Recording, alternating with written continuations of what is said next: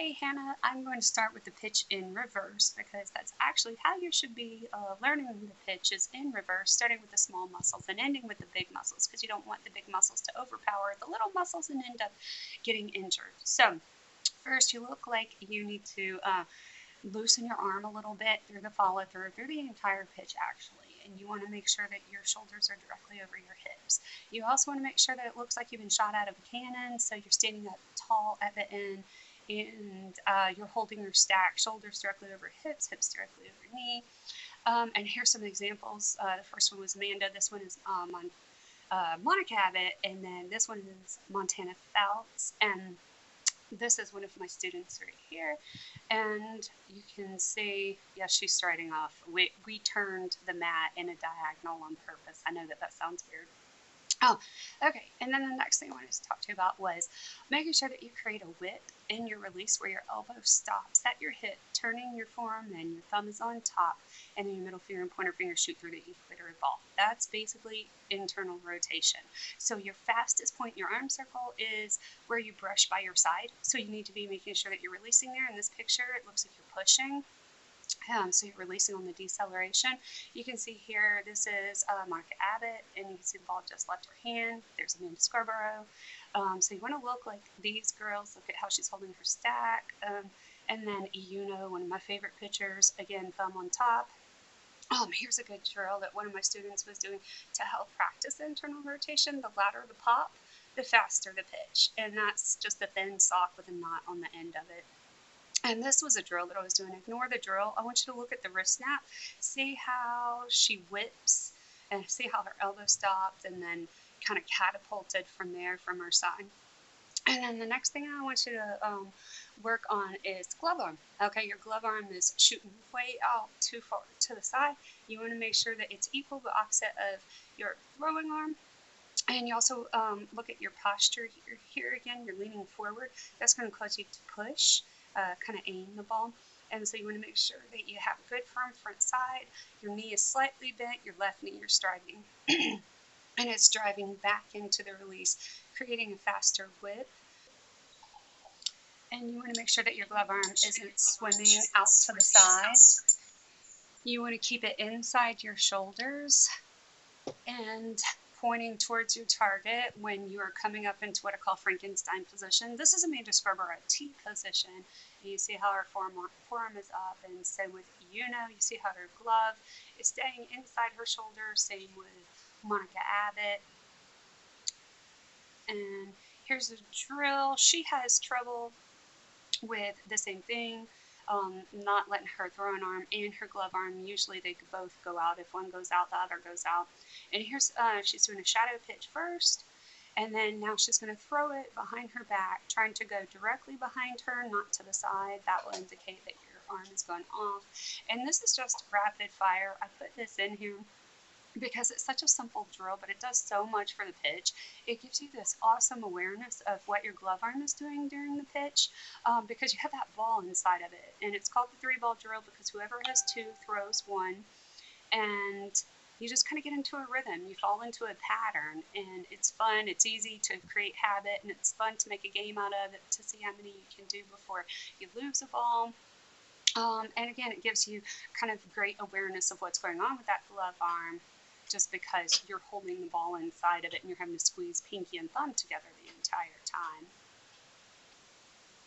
And I think it's great to do before a ball game, because it gets you in rhythm before the game starts, so that you don't have to think about timing, but it's automatic.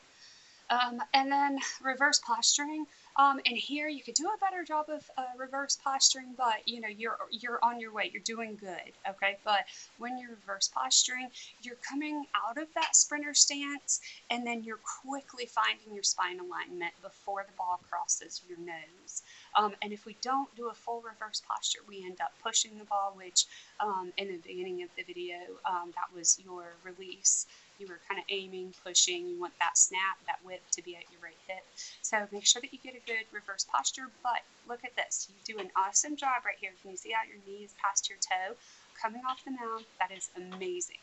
You're loading your weight into the front half of your muscles and then driving out, being explosive off the mound. coming off the mound, if we were to measure muscle activity, you're using more of the front side, the quads, the anterior tibialis, and then as soon as that left leg, your stride leg, touches down on the ground, you're driving in through your butt, through your glutes, through your hams, through your calves, Achilles, the whole backside drives you in knee to knee. So here's some examples, and you see Uno has reverse posture. She's already spine in line. This is a bad picture of Monica Abbott, but you can see how she's reverse postured. Same with Amanda Scarborough, staying inside of her shoulders. And then here's some drills, and these are leg drive drills, but you can also see how it is also stressing some of the reverse posturing, but you can use them for both, maybe to improve your leg drive. Oh, and you don't need bands to do this. I put bands on my girls when we're doing this, and I would like to see her get lower in that drill. And then, oh look here, sprinter stance. So this is where that knee goes past the toe. I would like for you to lift your toe and so that you feel like a flexion and an extension.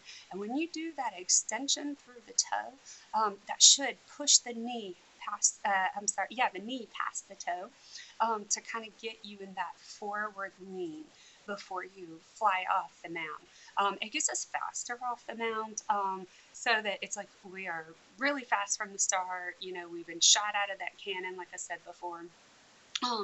And yeah, so a great idea, and I didn't put this in here, is look at Amanda Scarborough. Amanda Scarborough does an amazing job of flexing before extending. It really helps you kind of emphasize that move and flexing the anterior tibialis, that muscle that goes across the shin, before you extend it, and engaging the quads, coming off the mound so that you're fast off the start. It really is like you were sprinting off the mound.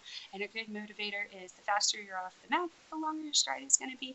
And the average pitcher that throws 68 miles an hour has a 7'4" stride. So that is incredibly long, so incredibly fast off the mound. So let that motivate you here in this position to kind of get that lean in and emphasize getting into the lower half a little, loading your muscles a little bit more in this position. And then I have a few examples. Some of my favorites are, of course, Amanda Scarborough. She's actually selling the power drive here, which helps you do that. Okay, so I put more drills in. This is same girl from the leg drive doing a couple different drills. And again, this is a great workout right here on the anterior tibialis. It will cause muscle fatigue, which is good. And again, you don't need the bands to do this. And then the next drill is skip throughs. And I love this drill. It really gets you into the legs and gets you shooting out and up, like this girl right here. She does a great job of flying off the mound. And then the last thing that I wanted to go over was, check to see what your rules are in Colorado. Here in Georgia, we start back in school ball, and that is important to know because it's hard to tell from this picture, but it looks like you are 2 feet on the mound, and if you are allowed to start back, I want you to take full advantage of that because it will allow you to help get more speed and get into your legs a little bit better than if your feet are real narrow and close together. So just to go over probably the most important things that you need to know before your first game is, first, your release point is going to be at your right hip. And then second is direction, and that's something that I have not gone over yet, and it's very important to know how to throw direction. That's inside, down the middle, outside corner, and that is dictated by which way your arm circle swoop goes. I know I make it sound easy, but if you say over your toes, that's the power line. If you cut the mound in half and home plate in half, that is our imaginary power line. That's what we want our toes to stay over. That's especially what we want our arm circle to stay over. That is how we throw down the middle. So what's directing the pitch is that arm circle swoop. Wherever it points, that's the direction the ball is going to go. So get those two things right as best as you can, because I know that you have your first game pitching ever on Tuesday. Yeah, just keep practicing it. The whip at your right hip and the arm circle swoop staying over your power line. Now here's a couple of starting positions, and you don't have to get down low like Monica Abbott. Here's a you see she stays more upright, but just make sure that you're finding that relaxed, comfortable position, and good luck. I hope that you do good. I'm sorry we couldn't get Zoom figured out and we couldn't get the Dropbox figured out, but I hope that you do well. And if I ever make my way out to Colorado, I think I'm going to take you up on those snowboarding lessons because I would love to learn. And I hope that you do well on Tuesday. Thank you.